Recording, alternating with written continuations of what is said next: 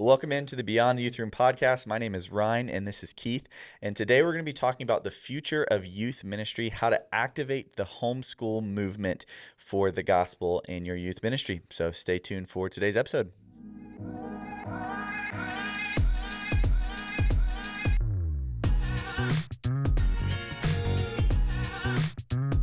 Now, Keith and I not only, are in our own youth ministry context on a weekly basis, we also have the opportunity to talk to a lot of other youth pastors and youth leaders.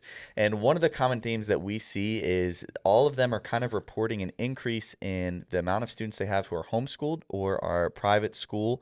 And that sometimes can create different dynamics in your youth ministry. And so today we're going to dive into that. But first, I want to mention that this podcast is sponsored by Edge Club Student Missionary Training. And so even while today we're going to be talking about homeschooling and what does that look like and how to activate homeschoolers, we're just passionate about activating students in general to reach their friends and their peers with the gospel. And so we have a training that you can do that for free. If you go to edgeclub.org/training, you will see that training and you can show that to your students and it'll walk them through gospel urgency, gospel fluency, and gospel strategy. So how to actually reach others on their public school campus with the gospel. So make sure to check that out. But Keith, as we talk about us kind of seeing this anecdotally, is this, first of all, I guess, is this something that you've seen in your youth ministry? 100%. Yes. Okay. Yeah. I mean, we've seen increase, and we've been kind of part of the same church context, each of us, and I've been here for 16 years in the same church. So I've seen lots of different trends and everything come and go and stuff, but definitely since the pandemic, there's been a huge increase of homeschool population, some more Christian, but primarily homeschool. And we're anecdotally not just seeing that, like it's not just like an observation that we're observing, but there's some stats out now that recently came out. And so the homeschool movement has increased 51% since 2017 and 2018 school year. So that is a huge increase. I mean, talking 51% more students are being homeschooled. That was according to the Washington Post. 6% of school-age population was homeschooled as of the 2021-2022 school year. Yeah. And I believe that's gone up more in the 2023-2024 school year, but they just didn't have the stats available when they published this. The most common reason parents chose to homeschool is concerned about the school environment, including safety, drugs, and negative peer pressure, which is brightfuturesny.com. And so when it comes to the homeschool movement, there's definitely an increase. Mm-hmm. And it's not just what we're observing, like anecdotally, there's actually some hard stats now that are showing that there's a huge increase. And it's not as, it's not as, it's not as taboo as it used to be. Yeah. As far as like people thought like you homeschool, you're like, why do you hate your kids? Or why do you, why you want your kids to be weird? Yeah. Why do you want them to be weird? It's like, no. So it's definitely more commonplace. There's a lot more homeschoolers. And we've even seen in the homeschool community that there's more people, that aren't even believers that are homeschooling, which, a lot of people do it for faith reasons. But yeah, I've seen a lot more people start to homeschool that aren't even in the Christian faith. And they're doing it for other reasons, for flexibility of schedules or, because they see the value in investing in their children, themselves instead of the public schools. But regardless of that, we definitely see stats now that are, there's a huge increase in population of homeschool students. Now, there's also what we've seen is even though it says 6% of school-age population was homeschooled as of the 2021-2022 school year, there is a higher percentage in our churches that are being homeschooled. Absolutely. So in other words, I think we have a concentration of that 6% like in our churches. So I would guess, but I'm not sure. We'd have to run some numbers, I think, for us. But I would say it's close to like maybe 40% of our youth ministry is homeschooled. Yeah, I would say for us, it's if you were to add in, because I think I've looked at the numbers before, but you would have to add in private Christian school. Yeah. For us, between homeschool and private Christian school would probably be about a third of our youth ministry. So I would say similar. So more than 6%, regardless. Yeah, absolutely. I mean, we would definitely say it's more than 6%. Yeah. But I don't know the exact number for others. I think it's important too, because if I'm a youth pastor or a youth leader listening to this podcast, again, we've talked to youth pastors, youth leaders. It's like, I don't know how to activate my kids to reach their local schools because we have we're talking to some people who are saying like 60% of their youth group group is a homeschool, or especially if your church has a tight partnership with a local Christian school, or even or if you have a school at your church. Absolutely. So maybe kind of talk through, we're going to get into how to activate those kids, but how could that possibly be just a circumstance that we need to be aware of? Like, why is that something that we should kind of know? And why is that something that we should be aware of when it comes to like how we see the future of our youth ministry operating? For sure. Yeah. So I think it's opportunity. There's definitely pros and cons of students in our youth ministry. The makeup of your students, student population, is it predominantly public school? Is it predominantly, and I'm kind of jealous of the youth ministries that have public school kids that are from only one school. Or like two, where they're like, it's like wow, what do I, what should I do? Like, what shirt do I wear when they play each other? Yeah. What kind of, or what school should I focus on? It's like the only one that your students come from. So for small towns and stuff, but for our area, it's very diverse, and there's a lot of population in a concentrated area. So we have lots of schools, 128 schools in our counties, just surrounding our church. 100. I mean, that's just middle and high schools, public. So it's not including, elementary and all this, which is even more. Yeah. But for us though, we even though we have a smaller number of public school students than homeschool and Christian school now, we still pull from like 25 different schools. Yeah. And so, and it's not even like there's like one or two, three from one school. And then, so it's not even like that we have, all these different, like there's like 10 people from one school. And it's like, okay, that would be easy to focus on, where you have the most students. But so that's a side note. But what we see here though, is the makeup of your students can drastically change how you equip them and how you, cast bold vision. So I think students that are going to public school, they don't really need to be convinced that there's a huge need for evangelism. Like they see it all, like they just, it's like if you ask a public school student, hey, do you have some people that that just are lost, like that they're just not walking, like they need the hope of Jesus, and they're like, yes, here are their names. Yeah. Boom, boom, boom, boom, boom. Yeah. And so there's opportunity there. Like they don't have to be convinced that there's a need. For homeschool and Christian school students, it's just harder to see that need because it's not in their faces every day. Like it's not like they're not interacting with people that don't know Jesus like every single day. And that doesn't mean that they're not, they should be interacting with other non-believers and like intentionally doing that. But yeah, it just changes the makeup of your youth ministry and how you even talk about personal evangelism, how you talk about reaching the lost, how you talk about living on mission. And you just have to provide some different examples or be more intentional about it rather than like, I'm all around it all the time. Like for our public school kids, they're already seeing lost students all the time. Yeah, I definitely agree with that. I think sometimes it gets hard with some people that we've talked to where they're like, I don't even know where to start, like getting them, because let's be honest, if you're homeschooled, you have less opportunities to share the gospel amongst your peers. No matter how involved in anything you are, it doesn't mean that you can't be as or more effective for the kingdom, obviously.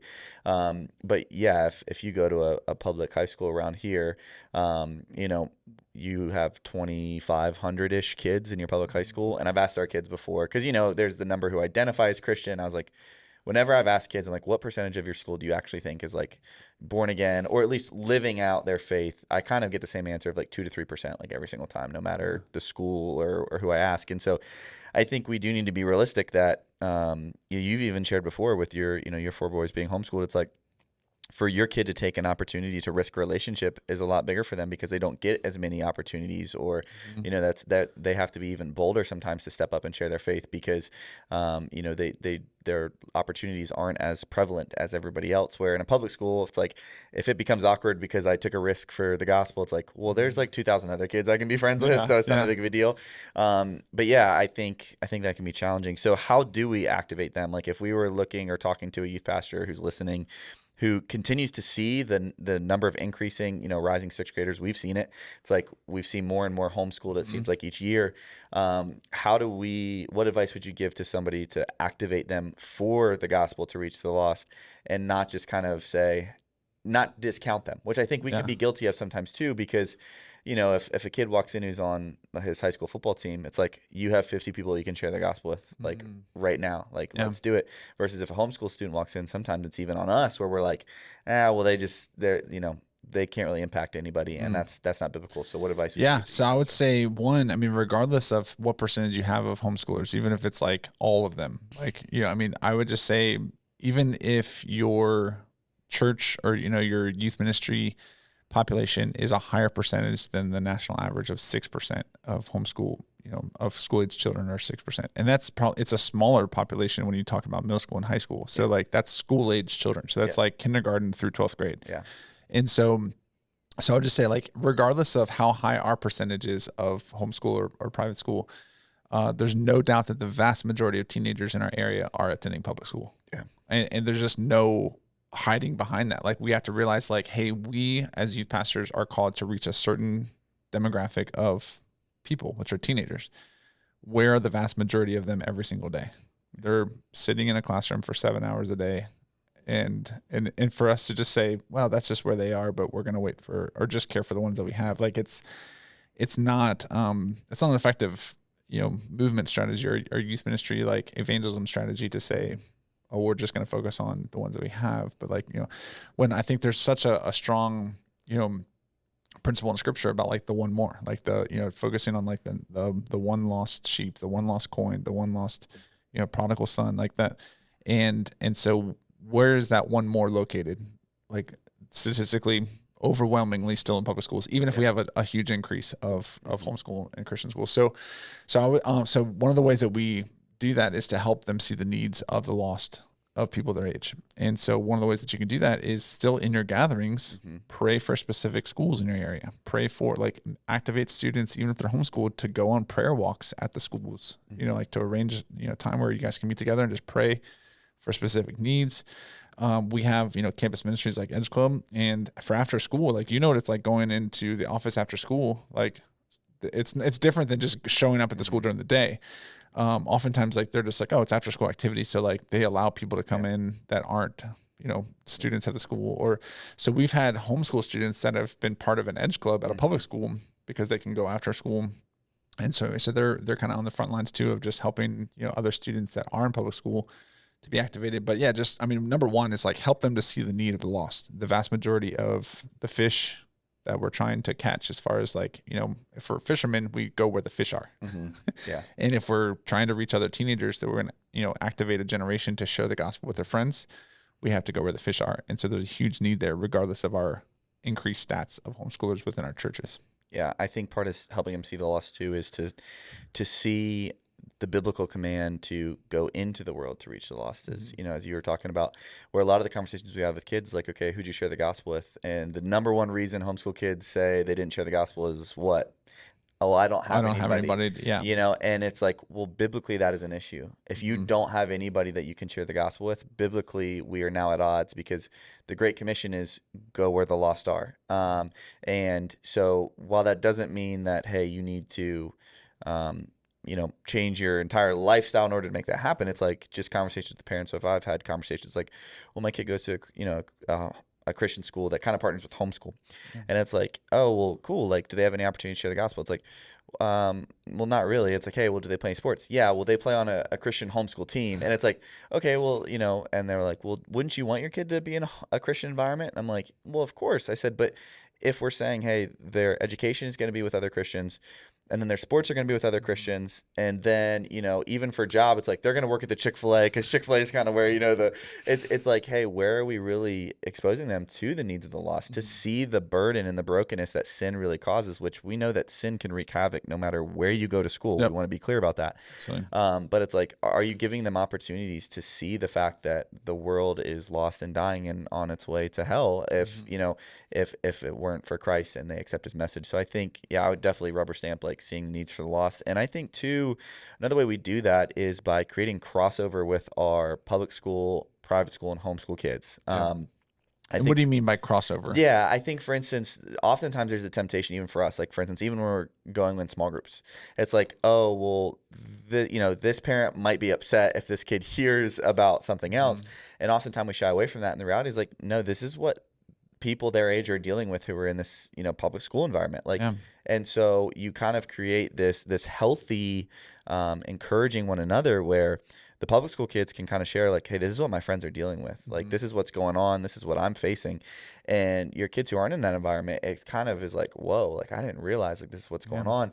But then the homeschool kids hopefully should have, the biblical knowledge to be able to speak into those kids and encourage them and say, hey, look, like we're gonna be praying for you. Hey, like, wow, what a great missionary ground that you have in order to do that. And so just being able to create that cross pollination as opposed to kind of being like, yeah, well, our homeschoolers kind of hang out over here and our public schoolers kind of hang out over here. To me, that's like warning, like danger, Will Robinson, like, going off when you see that, because to us, it's like, that's not the local context of the church. The church is our kids coming together no matter where they come from, because the great uniter is the gospel.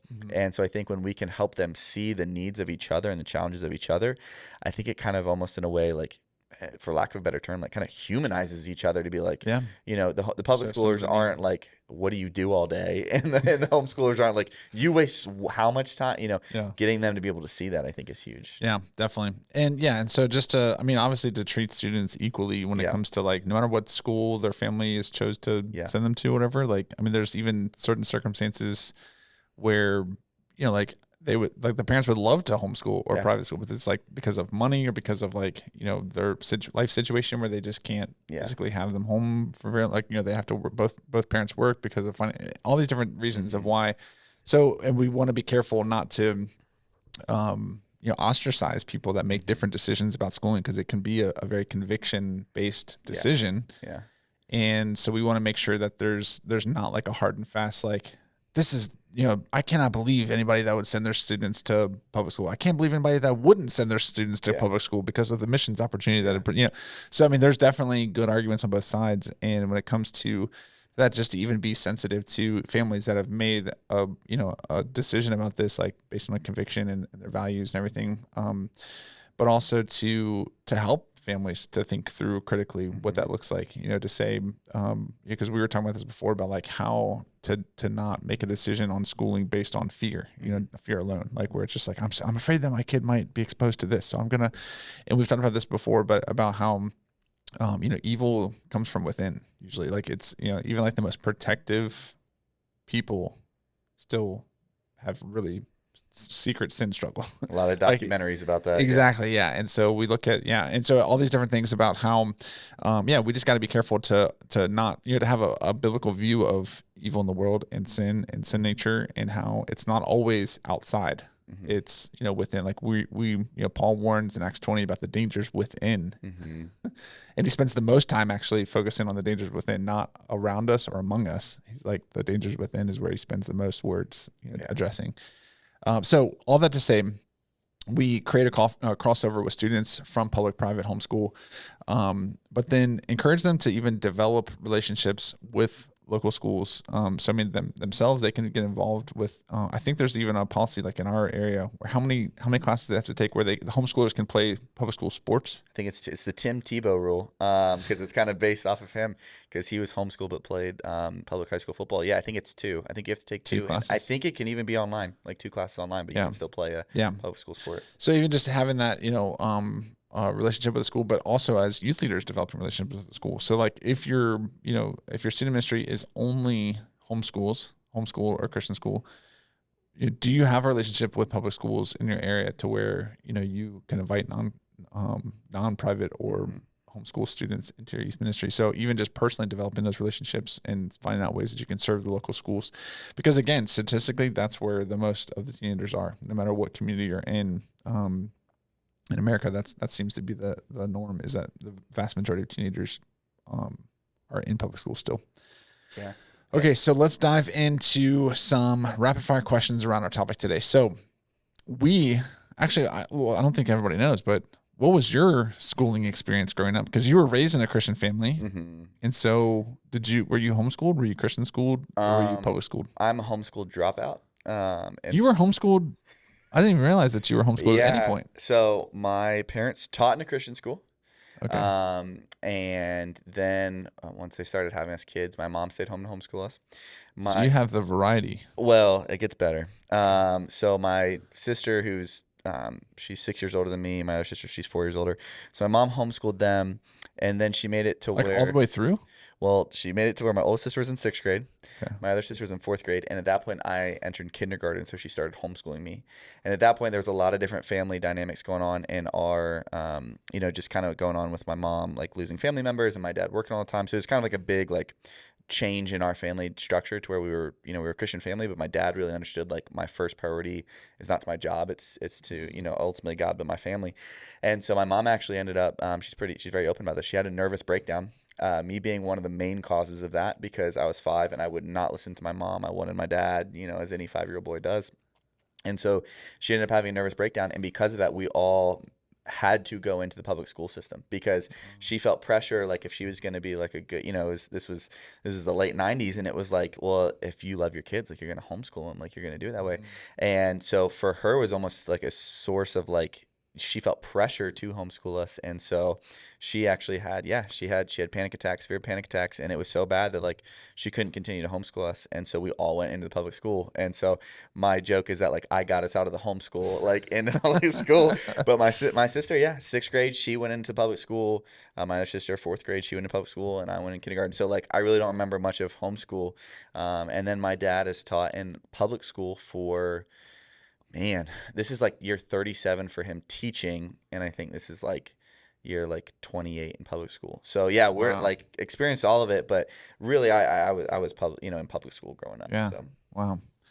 Yeah. So for me, public school all the way through until college. When I went to Bible college for ministry, and so public school.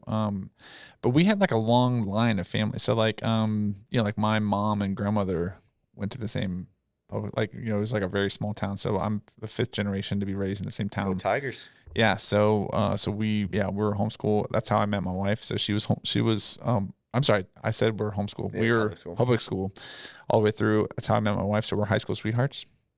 And her parents were public school educators. Mm-hmm. And so she was obviously raised in public school as well. Because her parents were teachers. And then even my stepmom was a public school educator as well. So all that to say, you're products of like the hodgepodge of homeschool. But both my parents were public school teachers. Yeah, but public school teachers and then public school all the way through. But you had a very unique experience with public school sports and transferring a lot between public schools, which is not always the case. So you went to how many different high schools? 3? So I went to 2 different, but I grew up with kids who would go to one high school. Yeah. So based on where you lived, you didn't go to the high school where but I went to 2 others. So we shared, Brentsville District High School, which is really where I loved. But because at that point we were so bad in sports. Yeah, there was like a streak. What was like a how many game losing streak for football? Put it this way: if I would have stayed there all 4 years, I never would have won a varsity football game. And so I bailed my 5 years of losing my junior year to go actually where my dad was teaching and still teaches. So so kind of a unique, and then ended up going to 3 different colleges following sports just because of injuries and all the different things. So unique. So okay, so that's our background. So this is coming from predominantly public school raised youth pastors now. And so looking back, what was the weirdest part of your high school specifically experience?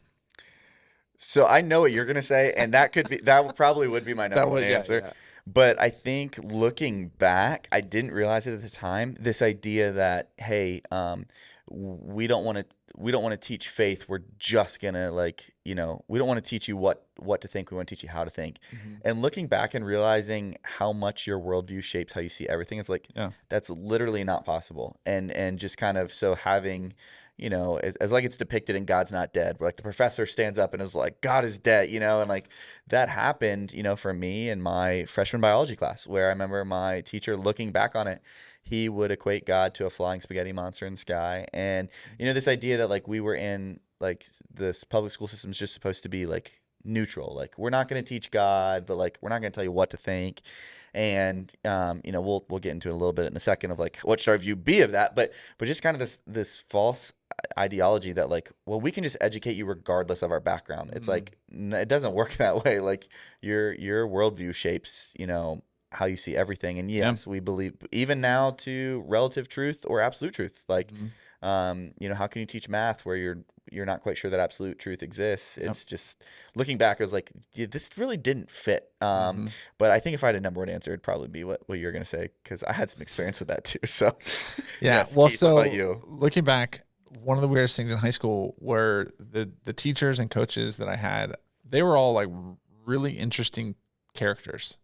Like, I mean, where you thought that they were odd or like that, you know, but when you're in high school, like when you're an adolescent, you think that everything you're experiencing is normal. Like it's like, oh, this is what everybody goes through. And so it's not until you like get to be or get more life experience and you become older where you're like, those people were actually pretty crazy. Like, and so a lot of I would say a lot. There were some people that we had suspicions of that were, you know, involved with, you know, weird activities. Turned out to be true. Yep. So, yes, I mean, some of them became criminals or they were criminals. Some of them, you know, had inappropriate relationships with even other teachers and other students. And some of them, you know, you just didn't know, but you had some suspicions. But that was probably some of my weird experience was some of my coaches and teachers that you're supposed to set the example and stuff. Season ends and you see their mugshot because that happened to me. One of my coaches, I know you're talking. Yeah, season, yep. So.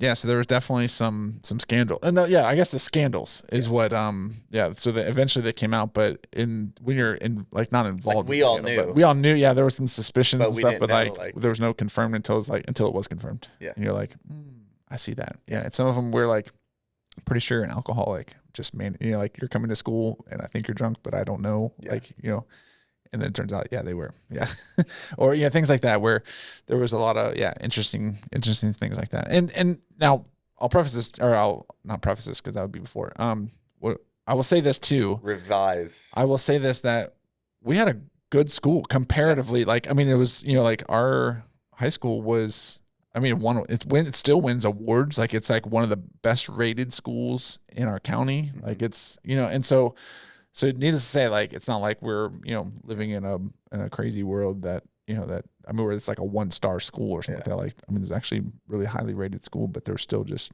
you find out different, teachers aren't exempt from their own personal lives. Yeah, absolutely. Pretty messed up. So, all right. So we kind of did weirdest part. Yeah.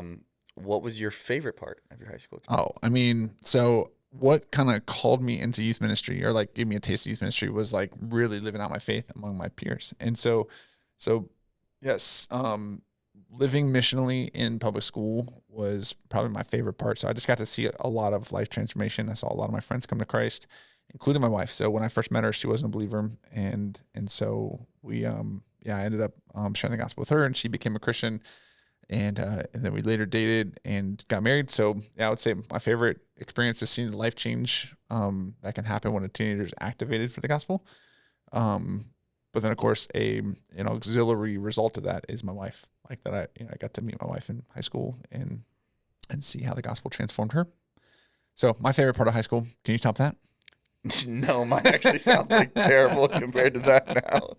You're like, what time we pulled this prank? Yeah. I think just like you said, so I bounce around school. So the school district that I was actually in terms of the high school I was zoned for was kind of like, we didn't have money, but it's still kind of known as like, you know, the high school where all the money is and stuff like that. And so I kind of grew up in that environment. And then I transferred to, you know, where we both went, and that's kind of still, it's like kind of like the country school, like, you know, the only, like all the other schools in our county are so much bigger than it. It's actually like, they don't even compete against the other schools in our county. They drive further out. And then I transferred to a high school where I was a minority, you know, at my own high school. And I think there was 7 of us white guys on our football team. And so just like, I experienced like all the different dynamics and environments. And I think looking back, not because it was like my favorite dynamic or anything, but just I really appreciated like being a part of a small school and looking back on how close we all were. And like I went to other schools and it wasn't that way. So I think my favorite part is just you know, still running into people that I went to high school with. And some people, that's like their worst nightmare. To me, it's like so cool to see like, where everybody is. And, you know, still going back there now for like football games for our students and stuff. I just still get like a little bit of a nostalgia. Like they're a little bit better now. They're much better now than when we were there. They actually made it to the like regionals. They compete in like states and like every sport now. So I think just being a part of something bigger than yourselves, which I know like ultimately is the kingdom and the gospel that we're focused on. But being able to be a part of that as a freshman and sophomore in high school was actually pretty cool. Yeah, so. It's good. All right, so that was your favorite part of the high school experience. Let's do some 1-minute questions as we close this episode. So the first one is for me. So Yes, you got sir. the timer ready so I can see it? I do. So, Keith, we've talked before about can we hear from God outside of the Bible? Or how does God speak to us? Correct. Yeah, I think we've tackled that. This one is a little bit different. Keith, in order to, believe and really understand, do we need to hear from God outside of the Bible in order to know enough about him to believe in him? I'm super firm believer in what we call the sufficiency of Scripture. So in other words, we don't need anything outside of Scripture to hear from God or to know how to live. Of course, he can use different circumstances and the wisdom of other people to encourage us and to speak to us. But I would just say that would be incredibly supplemental or even like not even needed compared to the Word of God.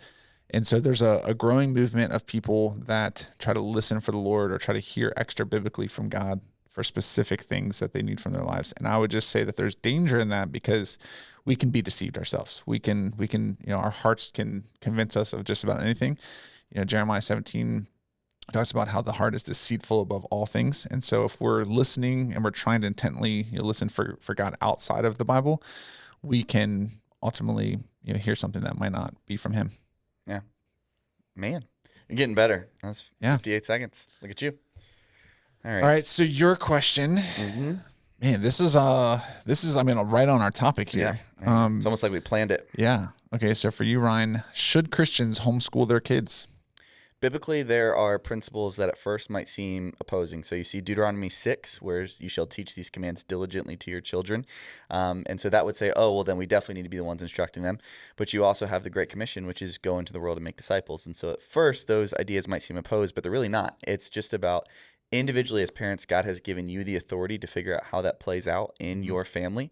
And so I think the biggest thing is our focus shouldn't be on fear and what we're afraid of. Our focus should be on fulfilling God's commands and what he calls us to. And so as a youth pastor, some of the most godly kids I know are in public school. So the most godly kids I know are homeschool or private school. And so really it's about individually.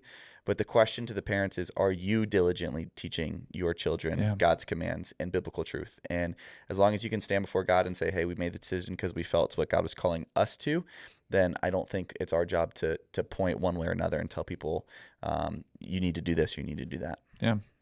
Well, I think, even if you're sending them to public or private school, you still have that responsibility to teach them. Absolutely. And so, so I think, there's a tendency to offload that responsibility, to say like, oh, they're going to Christian school. So that kind of frees me to not be the spiritual leader of the family. And so I think I'd say there's dangers in that. Yeah.